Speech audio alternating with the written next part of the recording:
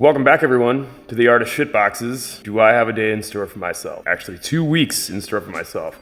So I've got the next 2 weeks off of work to get as much stuff as I can done in here. As of right now, today, first thing I'm gonna tackle is the Subaru. I'm gonna go yank out the 2 broken studs so I can put the new EGR valve in there and have a running backup so I can then repair my Volvo. Because, you know, it's just another day in the life of owning shitboxes. And if you're tuning into this, you're probably a little shitbox sadist too. Or you just enjoy watching other people suffer through their shitboxes, which is a good life lesson. Don't buy shitboxes unless you know what you're in for. That's the reality. It can be fun, but it can also really fucking suck. After I get the Outback hammered out today, we're gonna get back to work on this. We're gonna get the trans mount in there. We're gonna cut up the floorboards a little bit to get access to those trans mount areas. Once that's all mounted, done and said, I'm gonna yank off the gas tank most likely, or depending on what I'm feeling, I might fab up some kind of bracket back here to hold the fuel pump and filters, since it is external and we decided to not do an internal sump system with the lowest point of gas tank. And I've got a sump on order, so we are gonna rent the tank out too at some point. Some scaffolding to the tank itself, actually. Like, that wouldn't be the worst thing. Could weld some scaffolding, rivet nuts through them, and then have a little bolt-on section quickly of just flat sheet metal.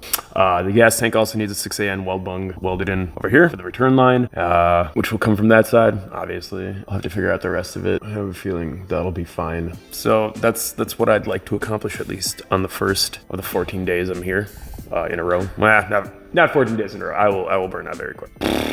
If I can get all that mounted up and happy, I need to measure out a drive shaft for this thing too. That would actually be key. If I could get this trans mounted and figure out what kind of measurements I need for the drive shaft, that gets me very far. Because as we know, the motor runs, trans needs some oil, and then, the quick fitting finally actually showed up for the clutch pedal, and the clutch pedal and brake pedal showed up. So that's huge. Probably gonna get those in there today too. Oh, and I still need to fabricate a piece to hold the accelerator pedal in there too. So it is drive-by wire. Yeah, so I've got a long day ahead of me, on top of which Dan's car, when Dan gets here tomorrow, he's gonna be doing that. I still need to get my car in a secondary prime to finish out that bodywork and finish the rear bumper. I haven't even gotten around to that yet. I have 2 new spray guns showing up sometime this next week. Very excited for that. I haven't bought a spray gun, like a high-end spray gun, in over 10 years. I love my SATA 3000 HVLP, but I hear the DV1s just kill it on the metallics and stuff. And what I always have noticed is I do still get like a little bit of spotching in heavy metallic base coats. And I noticed that when I was doing the NC hood, you wouldn't really see it on camera too well, but I am excited to try them out and see if it's any good. I mean, if they're not, I'll just resell them, I guess. Let's go get to work on that shitbox Outback of mine and get stuff hammered out. All right, so I sprayed a lot of penetrant oil on this thing before I left last weekend, and I sprayed it down now. Highly unlikely that these 2 studs over here that are broken are actually gonna come out. I'd be really impressed. So, gonna give it a shot. Probably won't do anything, but really don't feel like ripping off this manifold because that's a lot of work. I've done it before, and I just don't feel like doing it now. Let's see if this little fucker will. Yeah, no, that ain't happening. This shit ain't going anywhere, most likely, without getting welded back on. Yeah, no, all right, plan B. We're gonna drag a welder over here. Don't want to do that, but we're gonna do it.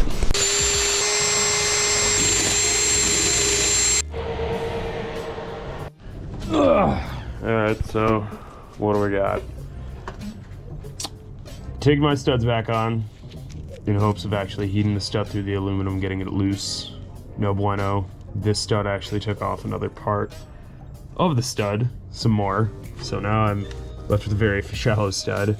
The second one, well, not stud, the rest of the bolt in the second one has just enough bolts still sticking out since it broke clean at the last break for me to try and weld a bigger nut on top of it and extract it.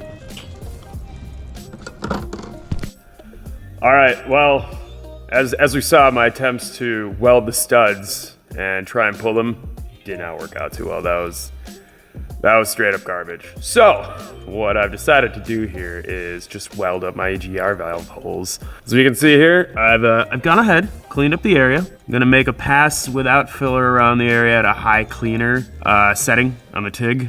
As long as I can just like plug these up and vac tight, especially this hole, we're set. Not if the EGR valve didn't throw a code while it was completely broken, I'm just gonna keep the EGR plugged in.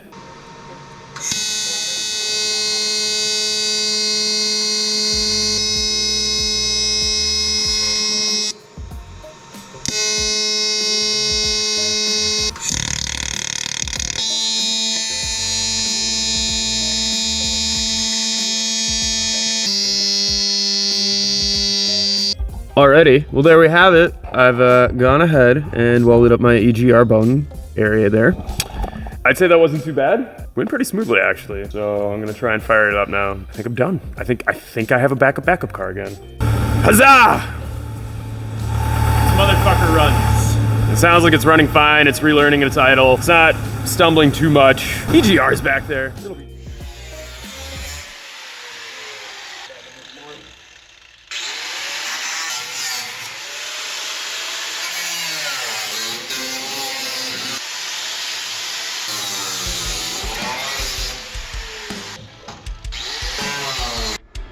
Look at Quint, came to join me. Brian's here. Say hi, Brian. Hello, Arthur. Brian helped me put up this roof almost single-handedly a couple of years ago. We had a lot of fun doing some sketchy shit getting that up there. Very sketchy. It's super sketchy. But you know what?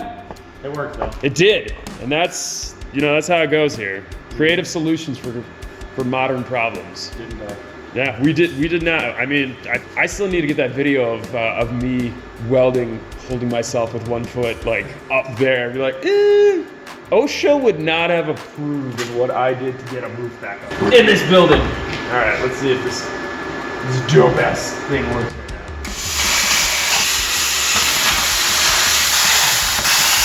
You wanna do me a favor, give me my mask over there before I fucking die from this?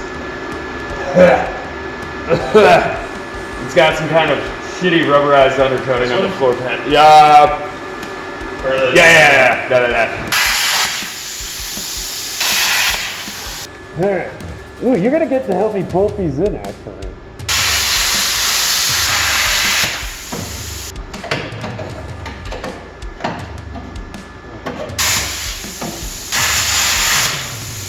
Brian gets to be my little helper monkey right now. He's gonna tighten the nuts down from up top while I shove bolts through the chassis here. There we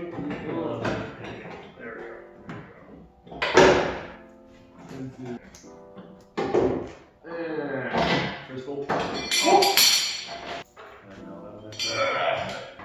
Yeah.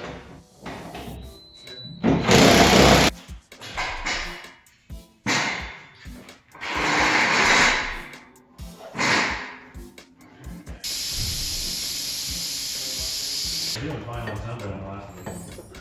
Let's got it. Oh yeah, absolutely not. Listen, man, I see shit like that down here. Oh. 70. 70 and a half, they would refer to it as.